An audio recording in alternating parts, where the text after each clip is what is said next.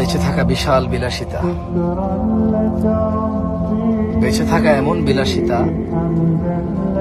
বেঁচে থাকা আল্লাহর এমন নিয়ামত যে মানুষ সুবহানাল্লাহ বললে আসমান আর জমিনের খালি জায়গাটা নেকিতে পরিপূর্ণ হয়। মানুষ আলহামদুলিল্লাহ বললে নেকির পাল্লা ভারী হয়ে যায়।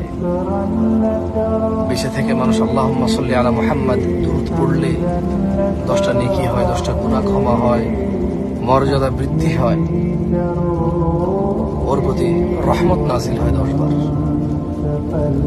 বেঁচে থাকলে ফজরের 2 রাকাত সুন্নত আদায় করলে দুনিয়াতে যা আছে এর চেয়ে বেশি কিছু পাওয়া যায়।